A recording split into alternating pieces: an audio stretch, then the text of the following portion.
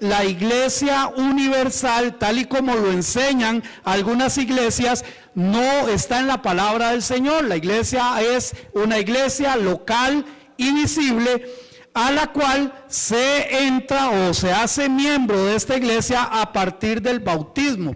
Estuvimos viendo, mis hermanos, que hay cuatro condiciones especiales para saber quién es un candidato correcto. Estuvimos viendo que el candidato correcto tiene que ser aquel que se ha arrepentido. Dice Hechos 2, versículo 38. Pedro les dijo: arrepentíos y bautícese cada uno de vosotros en el nombre de Jesucristo para perdón de pecados y recibiréis el don del Espíritu. Cada candidato tiene que ser una persona que ha tomado la decisión de arrepentirse en su corazón. Y ya solo eso, hermanos, ya solo eso deja por fuera lo que algunas iglesias practican, como el bautismo de niños. Un niño no puede arrepentirse de algo que él no conoce, no tiene conciencia de pecado. ¿Cuándo es que un niño tiene conciencia de pecado, hermanos? Eso es muy relativo. Yo fui consciente de pecado a los 4 años. Me acuerdo perfectamente en un club de niños cómo fue que yo me arrepentí de lo que había hecho mal, de una mala acción que yo había hecho. Yo me di cuenta que era pecador a partir de ahí. Pero eso no quiere decir que todos los niños tienen que ser de 4 años, ¿no? Hay niños de 5 o 6 sumamente inocentes. Como hay otros como yo, ¿verdad? Que ya los 3 y 4 ya estaban haciendo sus torerías. Entonces, pero el punto es que un niño no puede arrepentirse. Entonces, por lo tanto, no puede ser un candidato. Segundo requisito: el modo, la forma o la manera correcta es por inmersión. La palabra bautizo, la palabra quiere decir sumergirse. Si nosotros vemos y voy rápido porque yo quiero empezar ya también con el tema de la cena del Señor, pero voy rápido porque también Mateo capítulo 3 versículo 6 dice: y eran bautizados por él en el Jordán confesando sus pecados. O sea, había una cantidad enorme de agua. Recordemos también cuando Felipe dijo, cuando le dijeron a Felipe el eunuco: y aquí hay muchas aguas, ¿puedo ser bautizado? ¿Recuerdan? Y dice que los dos descendieron al agua.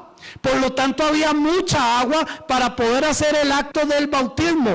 Muerto al pecado, muerto al mundo, con una vida nueva en Cristo Jesús. Ese es el simbolismo. Por lo tanto, el método, no puede haber bautismo por inmersión, por aspersión. No puede haber bautismo por los muertos, como lo practican algunas sectas.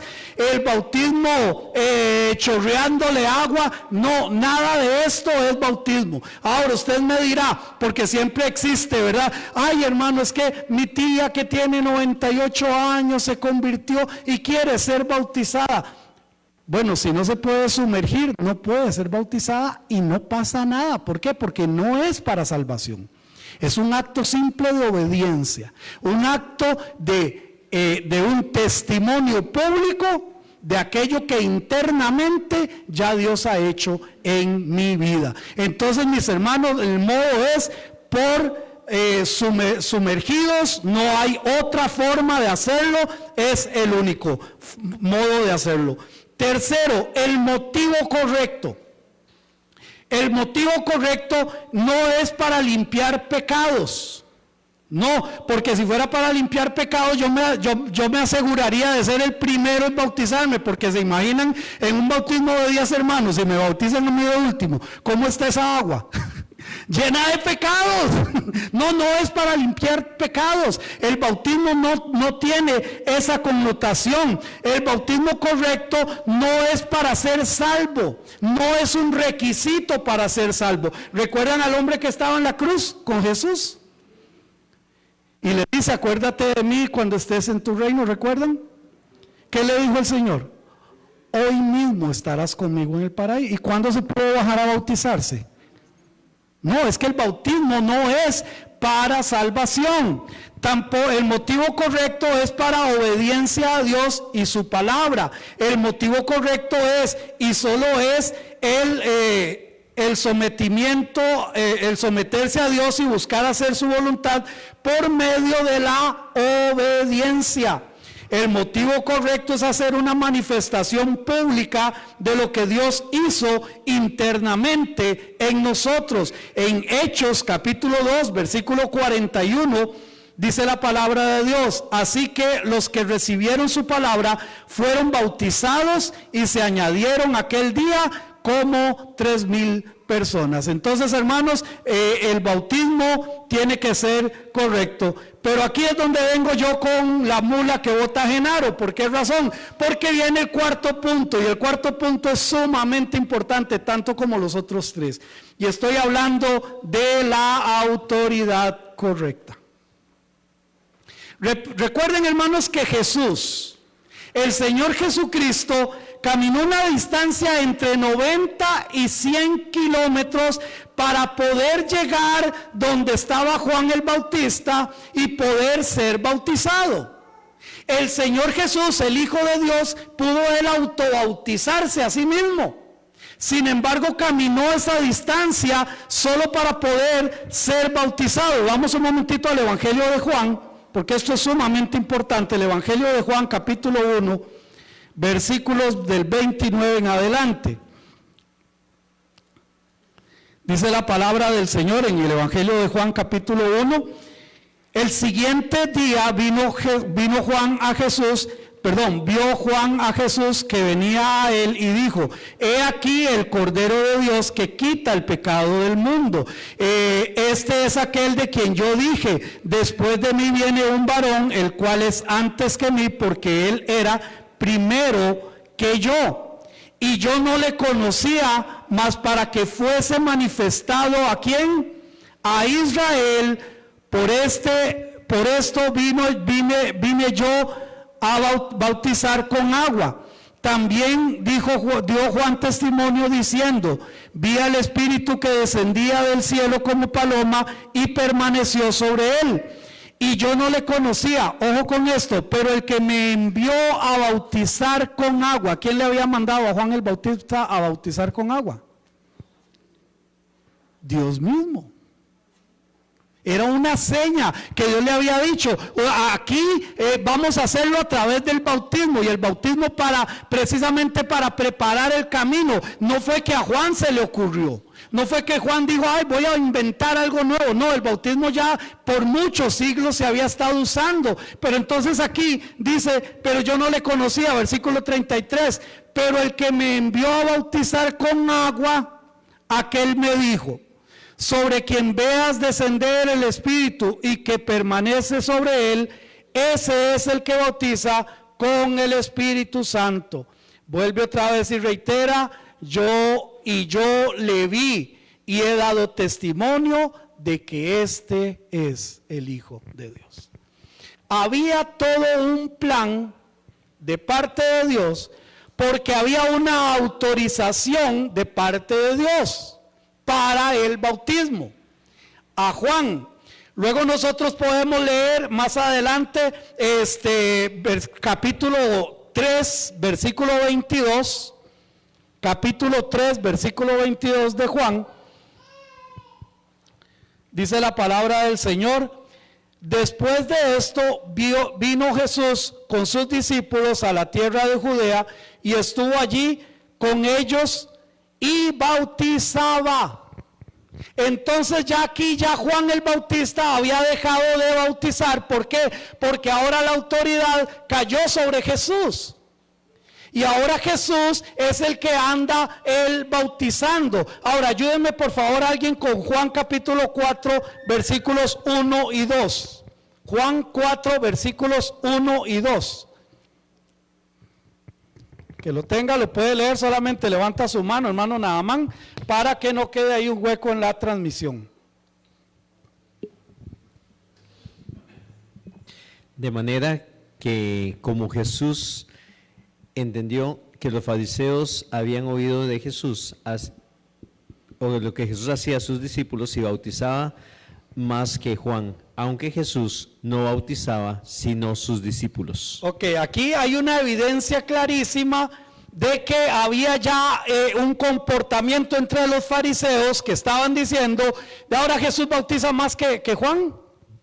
Ahora este movimiento de Jesús está mayor los bautismos, más cantidad de bautismo, pero deja claramente establecido que dice, cuando pues el Señor entendió que los fariseos habían oído decir, Jesús hace y bautiza más discípulos que Juan. O sea, ya Juan había pasado, ahora está Jesús, y Jesús está bautizando más, y hace una aclaración, aunque Jesús no bautizaba, sino sus discípulos. Ahora, aquí lo está dando, lo está manifestando Juan, el apóstol, el discípulo. Está diciendo, entonces ahora Juan el Bautista, que vino con la autoridad de Dios a bautizar, le dice, Él es el Cordero de Dios que quita el pecado del mundo, bautiza al Señor Jesucristo. Hay una evidencia que Dios le había dicho a Juan, cuando esto pase es porque este es mi hijo. Y esa evidencia fue la forma de paloma, ¿recuerdan? Sobre él que permaneció, ya lo acabamos de leer. Y entonces ahora esta autoridad está sobre Jesús, sobre su ministerio. Pero resulta que si nosotros nos vamos ahora a Mateo capítulo 28, cuando el Señor Jesucristo se va para estar en el cielo a la diestra de Dios Padre, y entonces ahora dice lo siguiente, Mateo capítulo 28 versículo 10, voy a leer desde el 18. Dice la palabra de Dios, y Jesús se acercó, estoy en Marcos, perdón, no estoy bien, y Jesús se acercó y les habló diciendo, toda potestad me es dada en el cielo y en la tierra, por tanto, id y haced discípulos a todas las naciones, bautizándolos en el nombre del Padre, del Hijo y del Espíritu Santo, enseñándoles que guarden todas las cosas que os he mandado, y he aquí yo estoy con vosotros todos los días hasta el fin del mundo. ¿A quién le dice esto? A sus discípulos, y sus discípulos era precisamente su iglesia. Y entonces ya lo vimos en Mateo capítulo 16, cuando dice, sobre esta roca edificaré mi iglesia, y lo vemos en Mateo capítulo 18, que cuando tenga alguien un problema con otro hermano, entonces vaya y si no le hace caso, dígalo a la iglesia. Ya la iglesia estaba funcionando, y ahora es a su iglesia que el Señor Jesucristo le dice, toda potestad me es dada en los cielos y en la tierra, por tanto vayan y hagan discípulos a todas las naciones y bautícenles. ¿A quién le dio la autoridad? A su iglesia. Entonces, no es que cualquiera se le ocurra ir y decir, yo me enojé con el hermano Eric, me enojé con la iglesia y me fui a vivir a San Marcos de Tarrazú, y allá en San Marcos de Tarrazú se me ocurrió abrir una iglesia y yo los bautizo. ¿Bajo qué autoridad? ¿Bajo qué autoridad? Si la autoridad la tiene la iglesia. Y no cualquier iglesia, la iglesia del Señor. ¿Y cómo sabemos si estamos en la iglesia del Señor? Ya hemos hablado en muchas ocasiones. No es a través de un nombre, es a través de características. La primera, quien gobierna en la iglesia es el Señor Jesucristo. Punto. Yo no gobierno aquí, la junta directiva no gobierna aquí, los líderes no gobernamos aquí, aquí gobierna Cristo, punto, nada más. Esta es su iglesia. ¿A través de qué gobierna Cristo? A través de lo que ya Él dejó aquí en su palabra. Nosotros tenemos que ser una iglesia que estudiamos su palabra y obedecemos su palabra. Amén. Nosotros no estamos aquí para cambiar lo que ya Dios dejó establecido para su iglesia. El que quiera cambiar las normas de esta iglesia, entonces de esta palabra, pues entonces vaya y se abre su iglesia y no diga que es iglesia del Señor, es su iglesia, no la iglesia de Jesucristo. Amén. Entonces, hermanos, no es en cualquier iglesia que se puede uno bautizar. Entonces aquí la pregunta es, cuando usted se bautizó en una iglesia que enseñaba la palabra del Señor primero, que fue fundada por Cristo Jesús. Segundo, que respeta la palabra de Dios. Tercero, si no es así, perdón, con todo el cariño y con todo el respeto, lo digo para los que están presentes y los de las redes sociales, a ustedes solamente los mojaron, no los bautizaron. Amén. Entonces, mis hermanos, las 4 características para un bautismo correcto. Primero, saber si se es o no candidato correcto. Segundo, la forma. Tercero, la razón del bautismo. Y por último, la autoridad, donde fue el bautismo. Amén. Entonces, mis hermanos, ya para cerrar con este tema de la Iglesia Universal, ya como sabemos, entonces, mis hermanos, la Iglesia Universal no la encontramos en ninguna parte de la palabra de Dios. Encontramos iglesias locales, iglesias visibles, todas con problemas, todas con circunstancias, todas con cosas que atacar y todas con cosas que alabar, y lo vemos claramente en el mensaje a las 7 iglesias de Apocalipsis. Amén. Y como les he dicho, mis hermanos, si nosotros en algún momento llegamos y encontramos la iglesia perfecta,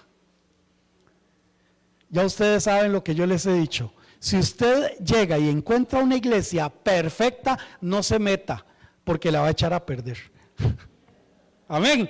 Porque todas tenemos cosas que mejorar, que revisar, que cambiar y todo lo demás. Amén. Hermanito Jorgito. Buenos días, hermano. Y como yo siempre sacándola del estadio, ¿verdad? Tranquilo, hermano. La cosa es que ya yo fui bautizado aquí, bajo, digamos, el pastor Luis Leitón. Y la cosa es que después me caí, anduve en el bajo mundo y toda esa cuestión, ¿verdad? Entonces, cuando yo salí de CREA, yo quise hacer las cosas bien, nuevas. Y entonces me volví a bautizar. La cosa es que me bauticé y me van a apedrear y todo. Me bauticé en Pare de Sufrir, Iglesia del Espíritu Santo. Y ya. Y digamos, ¿cuál vale ahí? ¿La primera o la segunda? Okay, aquí lo que vale es lo que esté en su corazón, hermano. Si usted siente en su corazón que usted debería de obedecer nuevamente porque no se siente seguro del acto que usted hizo primero, eso es un asunto suyo y su conciencia y su corazón, ¿ok? Entonces aquí no estamos para cuestionar a nadie ni pedirle el carnet de dónde se bautizó para ver si lo echamos al agua o no, de eso no se trata. Ore, pídale al Señor. Para mí, usted si se bautizó aquí en esta iglesia, ese fue el bautismo. Lo que hicieron allá fue mojarlo, volvemos al mismo principio, ¿verdad? Ese fue el bautismo, porque entonces, mis hermanos, el bautismo no es una capa, voy a utilizar algo así como de Harry Potter, ¿verdad? Una capa de impecabilidad. O sea, yo me bauticé en la iglesia del Señor y ahora sí ya no peco. No, de eso no se trata. Pero si usted siente en su corazón que debería de hacerlo, podemos conversarlo más adelante, ¿está bien? Y si no, pues ya usted hizo esto del bautismo. Ok, hasta aquí con el tema de Iglesia Universal. Ya vimos cómo podemos entrar a la iglesia local, visible y todo lo demás. Vamos a arrancar entonces ahora con el segundo tema de esta limpieza doctrinal, y vamos a empezar con el asunto de la cena del Señor. Amén. Vamos a arrancar con la cena del Señor. Esto es sumamente importante. Este es un tema que requiere mucho estudio de la palabra del Señor, y recordemos, hermanos, que como yo les he venido diciendo, estos temas a veces los damos, les ponemos el check. O sea, ya, como hijo de Dios, ya yo me lo sé. No, yo eso. Y a veces no profundizamos. Y después viene alguien y nos hace una pregunta y no hallamos para dónde agarrar, porque no lo tenemos totalmente claro. Así que vamos a arrancar desde la base misma para poder entender el asunto de la cena del Señor. como el bautismo y la ordenanza de la cena del Señor es normalmente mal entendida y en las religiones del mundo tiene muchos sustitutos falsos para esta doctrina y entonces le llaman de muchas formas. Pero déjeme decirle que la cena es del Señor y Él invita a quien Él quiere. La primera situación que nos encontramos con la cena del Señor es ¿y quiénes participan? ¿Verdad? Y yo les he dicho muchas veces, si mi hermano Giovanni hace un café o una cena para celebrar alguna situación familiar, la cena es de él, ¿cierto? Y él va a invitar a quien él quiere invitar, ¿cierto? Y a los que no invitan no tenemos por qué resentirnos. Entonces, cuando hablamos de la cena del Señor, el primer principio es que la cena es de Él, no es nuestra.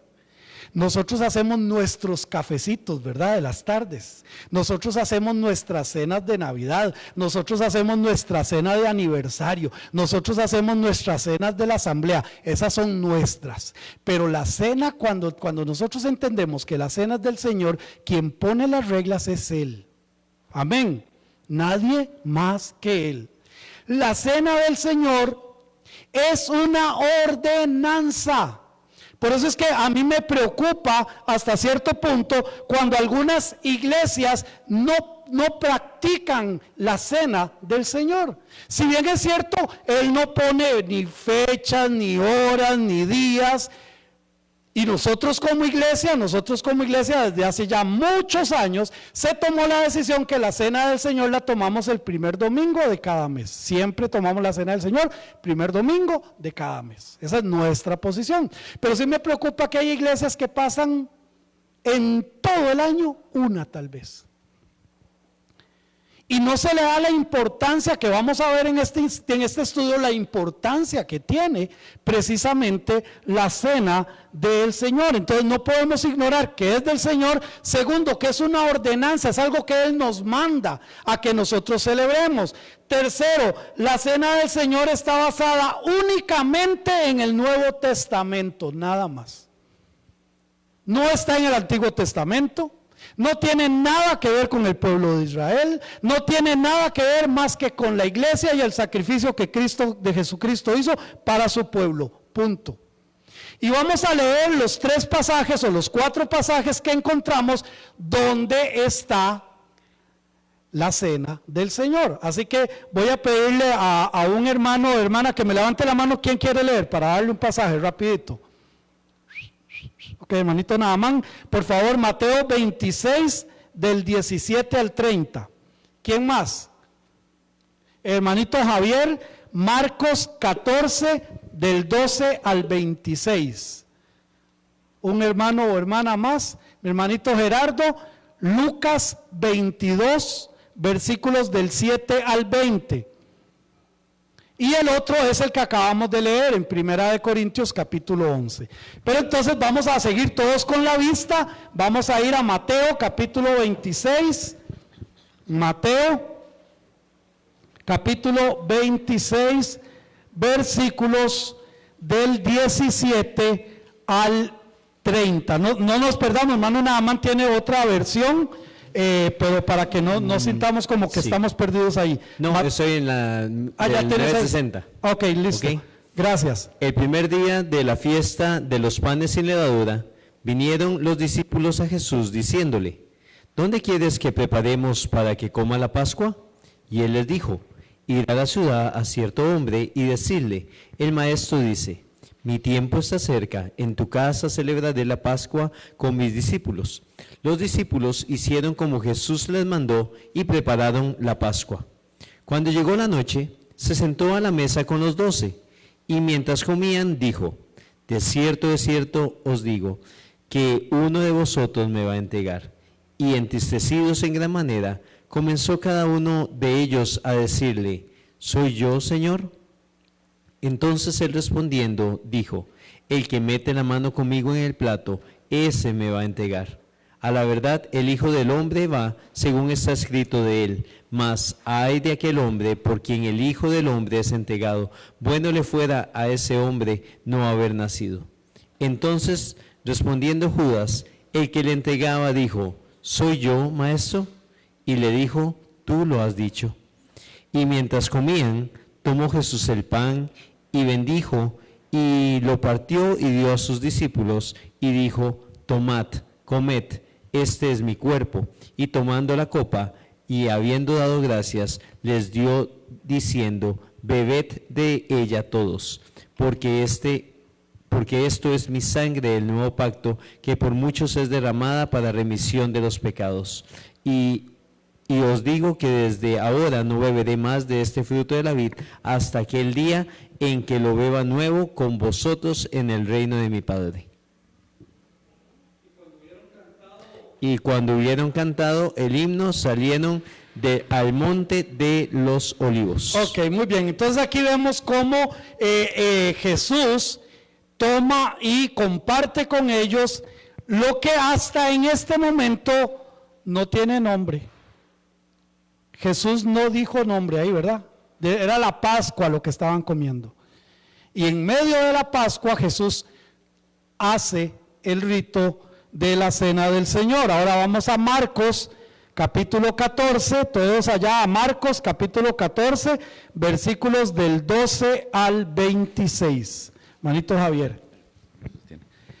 El primer día de la fiesta de sin levadura, cuando sacrificaron el cordero de la Pascua, sus discípulos le dijeron: ¿Dónde quieres que vayamos a preparar para que comamos la Pascua? Y él envió 2 de sus discípulos y les dijo: Id a la ciudad, y os saldrá en el centro un hombre que lleva un cántaro de agua, y seguidle. Y donde entrare, decid al señor de la casa: el maestro dice: ¿dónde está el aposento donde se ha de comer la Pascua con mis discípulos? Y él os mostró un gran aposento alto, ya dispuesto, preparad para nosotros allí. Fueron sus discípulos y entraron a la ciudad y hallaron como les había dicho, y prepararon la Pascua. Y cuando llegó la noche, vino él con los 12. Cuando se sentaron a la mesa, mientras comían, dijo Jesús: de cierto os digo que uno de vosotros que come conmigo me va a entregar. Entonces ellos comenzaron a entristecerse y a decirse uno a otro: ¿seré yo? Y el otro: ¿seré yo? Él respondió y les dijo: es uno de los 12 el que moja conmigo en el plato. A la verdad, el Hijo del Hombre va según está escrito de él, mas hay de aquel hombre a quien el Hijo del Hombre es entregado. Bueno le fuere a ese hombre no haber nacido. Y mientras comían, Jesús tomó el pan y bendijo, y lo partió y les dio diciendo: tomad, esto es mi cuerpo. Y tomando la copa y habiendo dado gracias, les dijo, y bebieron de ella todos, y les dijo: esto es mi sangre del nuevo pacto, porque por muchos es derramada. De cierto os digo que no beberé más del fruto de la vid hasta que aquel día en que la beba nuevamente en el reino de Dios. Y cuando hubieron cantado el himno, salieron al monte de los olivos. Ok, como ustedes pueden ver, en este relato nos da algunos aspectos diferentes a lo que nos da Mateo, aspectos más bien que alimentan la historia. Esto solamente lo quiero hacer para que ustedes recuerden, hermanos, que los 3 primeros evangelios son conocidos como los evangelios sinópticos o los evangelios comparativos. Uno nos va a dar, uno nos dice el hecho, pero el otro nos va a dar algunos aspectos que van a ir alimentando. Por eso como recomendación, si usted está leyendo algo en los evangelios, trate de tomar esta idea, trate de tomar este tiempo y léalo de acuerdo a lo que también dice Marcos, a lo que también dice Lucas, para poder tener el panorama completo de todo lo que estaba pasando. Ahora vamos a Lucas capítulo 22, versículos del 7 al 20. Lucas capítulo 22, versos del 7 al 20. Dice Lucas 22, 7 al 20. Institución de la cena del Señor. Llegó el día de los panes sin levadura, en el cual era necesario sacrificar el cordero de la Pascua. Y Jesús envió a Pedro y a Juan, diciendo: id, preparadnos la Pascua para que la comamos. Ellos le dijeron: ¿dónde quieres que la preparemos? Él les dijo: he aquí, al entrar en la ciudad os saldrá al encuentro un hombre que lleva un cántaro de agua. Seguidle hasta la casa donde entrare, y decid al padre de familia de esta casa: el maestro te dice, ¿dónde está el aposento donde he de comer la Pascua con mis discípulos? Entonces él os mostrará un gran aposento alto, ya dispuesto, preparado allí. Fueron pues, y hallaron como les había dicho, prepararon la Pascua. Cuando era la hora, se sentó a la mesa y con él los apóstoles, y les dijo: cuánto he deseado comer con vosotros esta Pascua antes que padezca. Porque os digo que no la comeré más hasta que se cumpla en el reino de Dios. Y habiendo tomado la copa, dio gracias y dijo: tomad esto y repartidlo entre vosotros, porque os digo que no beberé más del fruto de la vid hasta que el reino de Dios venga. Y tomó el pan y dio gracias, y lo partió y les dio, diciendo: esto es mi cuerpo que por vosotros os he dado, haced esto en memoria de mí. De igual manera, después que hubo cenado, tomó la copa diciendo: esta copa es el nuevo pacto de mi sangre, que por vosotros se derrama. Ok. Mas, sigue ahí. Sí, hasta el... Mas hasta he aquí, 20. la mano del que me entrega está conmigo en la mesa. A la verdad, el Hijo del Hombre va, según lo que está determinado, pero ay de aquel hombre por quien es entregado. Entonces ellos comenzaron a discutir entre sí, ¿quién de ellos sería el que había de hacer esto? Hubo también entre ellos una disputa sobre quién de ellos sería el mayor, pero él les dijo: los reyes de las naciones. Hasta ahí, hermanito, ya ahí llegamos. Sí. Ok. Entonces, mis hermanos, aquí vemos cómo el Señor instituyó con sus discípulos lo del pan: este es mi cuerpo, esta es mi carne, que ahorita vamos a hablar un poquito sobre esto. Ya en 1 Corintios, Pablo tiene que regular el asunto, porque resulta que esto se empezó a dar una situación muy incómoda, que eso pasó con ellos, que entonces decían: ok, bueno, el Señor partió el pan y tomó el vino, entonces vamos a partir y hacer esto en memoria de mí, vamos a empezar a hacerlo como iglesia, pero resulta que lo que empezaron a hacer fueron comelonas entre ellos. Y entonces, estando ellos fuera de sus casas, ¿verdad? Porque mucha gente es que ¿para qué templos? ¿Y para qué si la iglesia se reunía en casa? Sí, pero suave López, aquí ya en 1 Corintios 11 ellos ya no estaban en su casa. Recuerda que les dice: ¿no tienen ustedes acaso casa donde ir a comer? Entonces no estaban en la casa. Pero el punto no es ese, el punto es que empezó un desorden. Unos traían pollo, otros traían tortillitas solamente, y los que traían el pollo se burlaban de los que traían tortillitas, y los que traían tortillitas hasta que se les tragaba aquí, ¿verdad? De donde vean las piezas de pollo, y empezaban a tomar, y empezaba un desorden. Y entonces Pablo les dice, fue lo que leímos ahora en 1 Corintios capítulo 11, empieza Pablo a acomodar, por decirlo de alguna manera, lo que estaba sucediendo entre ellos. Vamos a ver, por ejemplo, versículo 17, 1 Corintios 11, que es el otro pasaje, dice versículo 17: pero al anunciaros esto que sigo, no os alabo, porque no os congregáis para lo mejor, sino para lo peor. Pues en primer lugar, cuando os reunís como iglesia, oigo que hay entre vosotros divisiones, y en parte lo creo. porque es preciso que entre vosotros haya disensiones para que se hagan manifiestos entre vosotros los que son aprobados. Cuando pues os reunís vosotros, esto no es comer ¿qué? Esto no es comer la cena del Señor. Lo que ustedes están haciendo no es comer la cena del Señor. O sea, ustedes están diciendo que vienen a comer la cena del Señor, pero esto que ustedes están haciendo no lo es. Porque al comer, cada uno se adelanta a tomar su propia cena. Y uno tiene hambre y otro se embriaga. Pues ¿qué? ¿No tenéis casas en que comáis y bebáis? Entonces ellos no estaban en la casa, ¿verdad? Ya se estaban reuniendo en algún lugar. Ahora yo no sé si era un potrero, si era un gimnasio, si era, no sé, pero no eran las casas como algunos dicen, ¿ok? O no tenéis casa en que os comáis y bebáis, o menospreciáis la iglesia de Dios y avergonzáis a los que no tienen nada. ¿Qué os diré? Os alabaré. En esto no os alabo.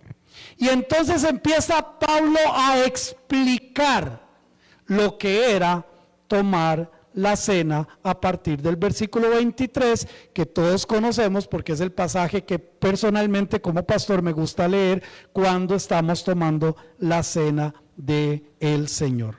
Entonces, mis hermanos, la cena es del Señor, la cena es una ordenanza y la cena está en lo que es el Nuevo Testamento. ¿Qué es la cena del Señor entonces? Es una institución que representa a Jesucristo. Al participar estamos anunciando la muerte y la resurrección del Señor Jesucristo. Primera de Corintios 11, versículo 26, dice la palabra del Señor: así pues, todas las veces que comiereis este pan y bebiereis esta copa, la muerte del Señor anunciáis. Pero suave, dice la muerte del Señor anunciáis, pero ¿cómo va a venir el que murió? Es que anunciamos su resurrección también, porque estamos haciendo una conmemoración del sacrificio de Cristo Jesús, pero Él no se quedó en la tumba, Él resucitó al tercer día. Entonces dice, la muerte del Señor anunciáis hasta que Él venga. Entonces la cena del Señor tiene todo que ver con el Señor Jesucristo, con su sacrificio, con lo que Él hizo por cada uno de nosotros. Es para anunciar su muerte y su regreso a este mundo. La cena no es para recibir perdón de pecados o como requisito para la salvación. Es entonces una insignia de lo que Dios ha hecho por cada uno de nosotros. Y solo hay 3 términos que se refieren a este acto según la palabra del Señor. El Señor Jesucristo no le puso nombre. Él hizo el acto en la Pascua.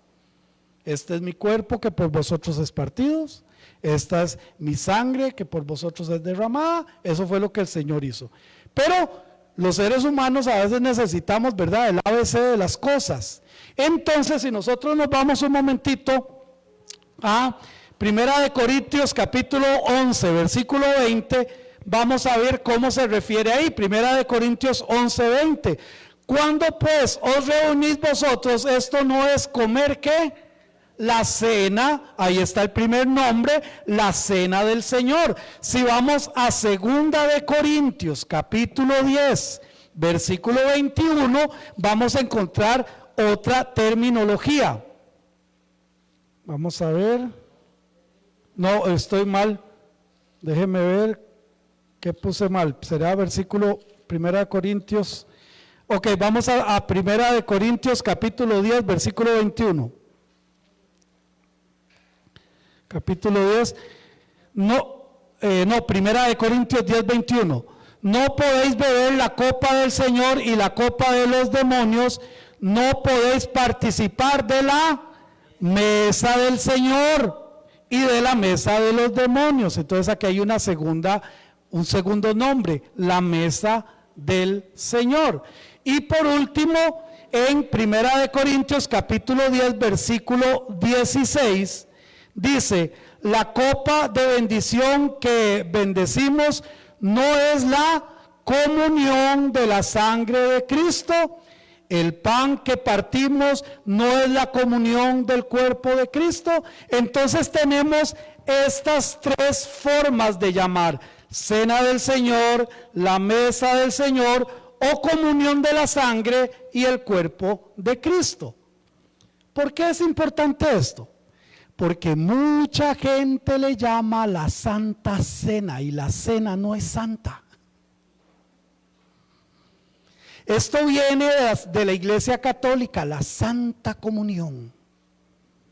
No, hermanos, la Biblia le llama la cena del Señor, la Biblia le llama también la mesa del Señor o la comunión de la sangre y el cuerpo de Cristo. Porque estamos en limpieza doctrinal, ¿verdad? Estamos limpiando la casa. Entonces no es santa cena, no, la cena no es santa en sí mismo.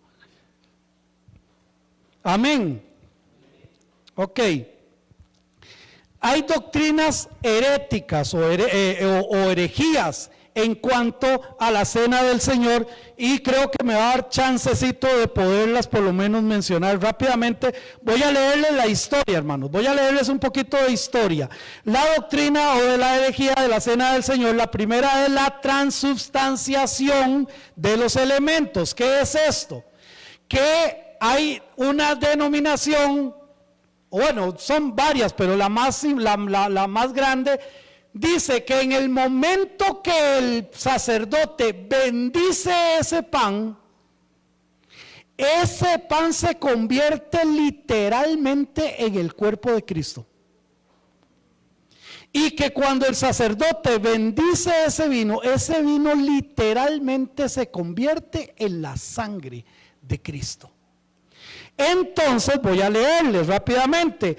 En el siglo II, o sea 200 años después de que nuestro Señor Jesucristo ya había fundado su iglesia, se sugirió que al recibir la bendición oficial del obispo que precedía la celebración, los elementos se convertían en algo diferente a pan y algo diferente de el vino.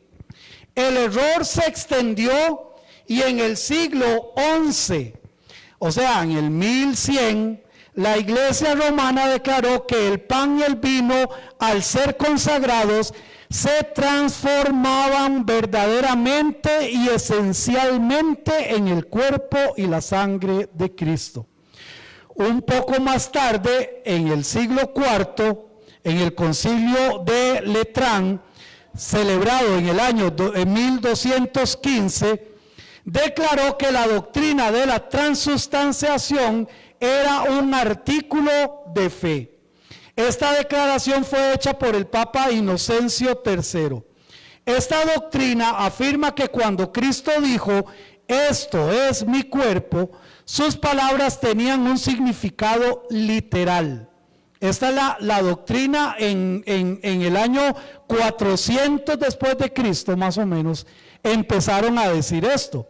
Según la doctrina de la Iglesia Católica Romana, el sacerdote que oficia el sacrificio de la misa, que misa quiere decir sacrificio, por el poder de Dios que Dios le ha dado, transforma el pan y el vino en el verdadero cuerpo y sangre de Cristo. Eso lo hace quien oficia el sacrificio.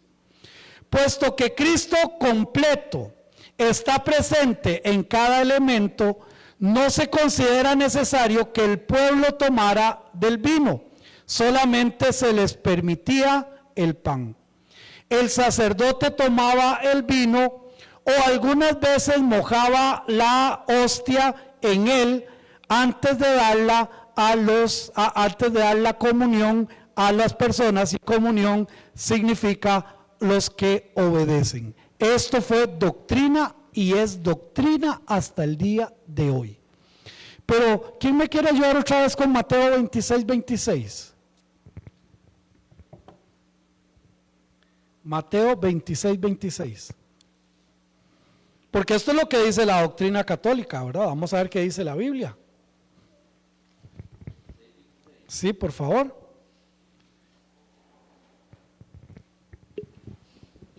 Y mientras comían, tomó Jesús el pan y bendijo y lo partió y dio a sus discípulos y dijo: tomad, comed, esto es mi cuerpo. Claramente dice que Jesucristo tomó del pan y lo compartió a sus discípulos y les dijo: este es mi cuerpo. En ningún momento se arrancó un dedo o se arrancó parte de la piel. Esto es representación de mi cuerpo, este es mi cuerpo, que por vosotros es partido. Hermanito Gilbert, que vamos a escuchar, hermano Gilbert, no sé si, gracias hermano Adriel. Pastor, ¿usted no cree que el enredo viene de que Jesús dice en memoria? Si es en memoria, es recordando, no está presente, es en memoria. Amén. También un elemento importante también para poder tomar en cuenta. Entonces el Señor Jesucristo, Él literalmente dijo: este es mi cuerpo, y se los dio. Pero Él estaba en espíritu o estaba en cuerpo. ¿Ah? En cuerpo. Entonces era una representación. Mi hermanito Giovanni, si me ayudan ahí, hermanito, con el hermano Giovanni. Y como les digo, mis hermanos, empezó 200 años después de Cristo y luego siguió 400 años después de Cristo para hacerlo ya una doctrina católica. ¿Sí, mi hermano? Gracias, bendiciones.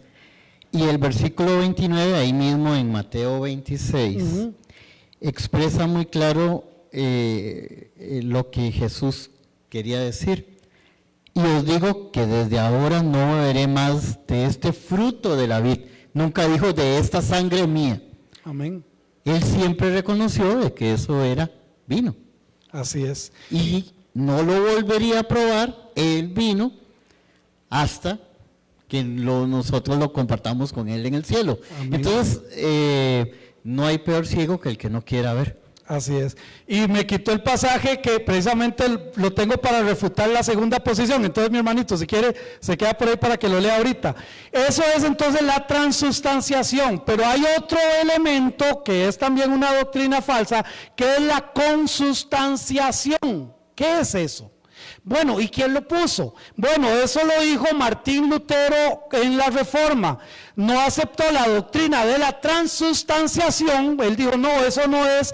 Pero dijo lo siguiente: rechazó el concepto de que la misa tuviera algún valor como sacrificio, ya sea para los vivos o los muertos, pero en su lugar puso la doctrina de la consubstanciación. Esta doctrina establecía que, aunque el pan y el vino permanecían esencialmente sin cambios, misteriosamente o espiritualmente el cuerpo y la sangre de Cristo estaban en y bajo ellos. La interpretación de Lutero es una entre la literal y la figurativa de la palabra pronunciadas por el Señor Jesucristo. Lutero argumentaba que las palabras debían tomarse literalmente, en el sentido de que quien tomaba el pan y el vino comían realmente el sacrificio de la carne del Hijo de Dios y bebían su sangre.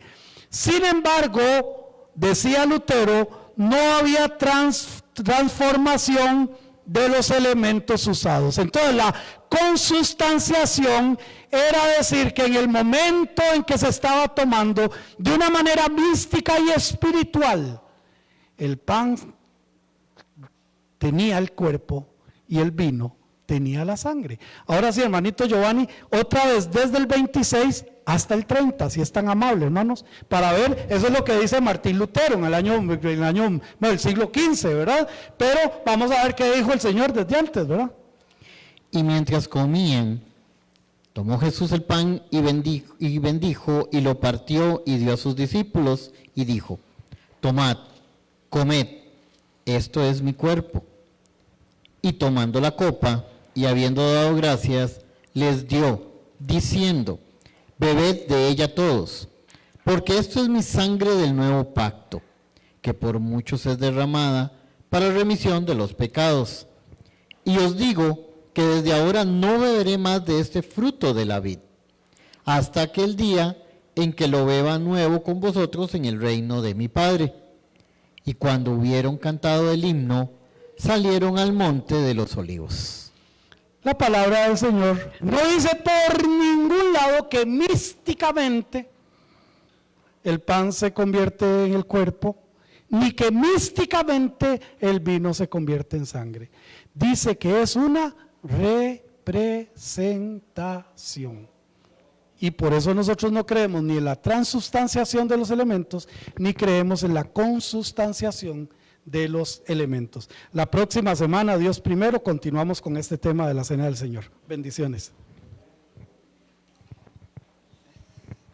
Muchas gracias, pastor.